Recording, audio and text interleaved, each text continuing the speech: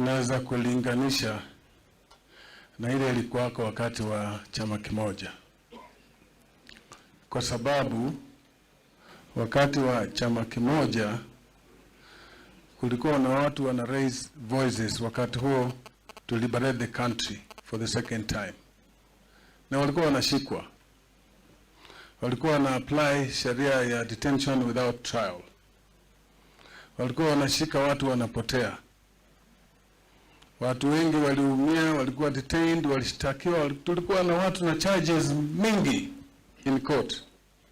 Hizo kesi zote wale watu walishtakiwa, if I can name them, ni watu wengi sana, kutoka kwa wazee wale walipigania kina Matiba, Jaramogi, kina Shikuku, everybody.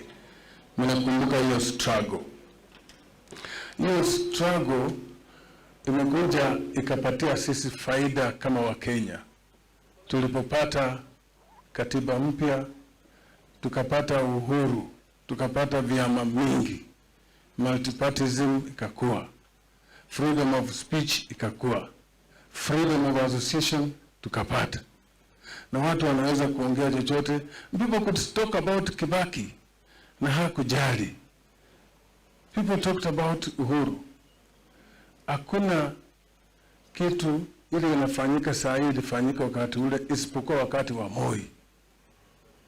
Yaani ukiongea chochote, hiyo kwa bar, hiyo kwa hoteli, hata kwa nyumba na bibi yako na watoto, mnaulizwa mko mnaongea nini. Tunataka kurudi hapo. This is what I want to remind you. Wanataka kuturudisha sisi hapo. You recall mambo ya apartheid in South Africa. Walitumia abduction ku silence those that were part of the struggle. Na watu wengi wali disappear South Africa. The Africans wale walikuwa wanapigana na mzungu wali disappear wengi sana. It has happened in other countries. It happened here in Kenya. Na tulikuwa tumemake gains. We had scored. We had achieved in freedom ya mazungumzo na association. But now, William Ruto wants to take it away. Waheshimiwa, yaani mnataka kukubali achukue hii gains tulipata tena aturudishe huko nyuma? Itahitaji mjitokeze. And be strong, we must fight. It is not going to be easy. Kama anataka kutumia hiyo, muwe tayari hata kushikwa. And I'm happy many of you have said you are ready to be arrested. Mpelekwa ndani. Mko tayari? Hawezi kushika. I can see. Mimi nilikuwa kwa hiyo meza, Mwai Kibaki na Wamalwa and Charity wakikuja pamoja na viongozi wengine wakakuja kwa jiunga. Walikaa tu vile mmekaa hivi.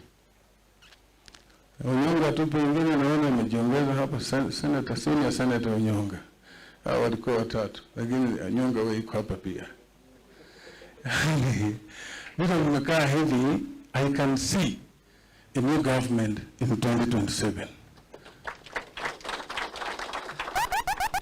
So, tukamatia hapo, hakuna kugawanya, hakuna kuuzia ukabila, hakuna kuambiwa hii, waja Mount Kenya iteremke mpaka Eastern Coast, huko tuende Western, tusikubali mambo ya Kasongo, na tuende serikali. Hiyo ndio mimi naweza kuwaomba waheshimiwa, tafadhalini muwe na nguvu, msiuziwe uoga. Tumesikizana? Basi sasa nataka kipindi inabaki nishukuru Mheshimiwa Kalonzo Musyoka, tumekuwa na yeye, amepigana sana. Yeye ni jirani wetu hapa, ofisi yetu hii na yake iko hapa ya Wiper.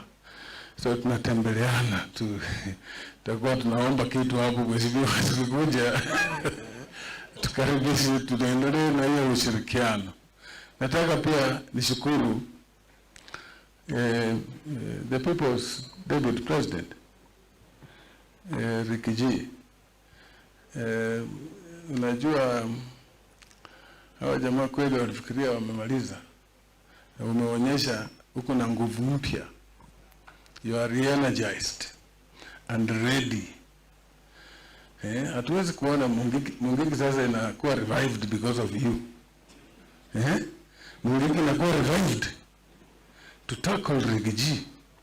Lakini huko na watu bila ona hata wakijaribu Mungiki imejaribu before imeshindwa, zitashindwa. So asanti, tunakuombea uwe na nguvu. Samas Mheshimiwa my brother Onyonga na kiongozi wetu, tushikane. We have mandated you as a party. Tumekupatia uwezo. You are our candidate. When we move on, tutakuja kujua hapo mbele, lakini lazima tushikane pamoja. You also have a free hand to talk with Mheshimiwa Kalonzo and Kachagwa. Feel free to engage them na tuendelee pamoja kama coalition ile inaenda kuundwa that will form the next government. And on this note, I want to take this opportunity to invite you ukuje uweze kusalimu wageni wako, wageni wetu, na utukaribishie uongoze hii kipindi imebaki ya hawa hapa juu.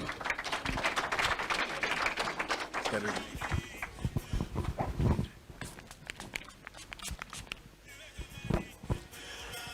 Asante sana His Excellency Rigathi Gachagua, the Second Deputy President of the Republic, His Excellency Kalonzo Musyoka,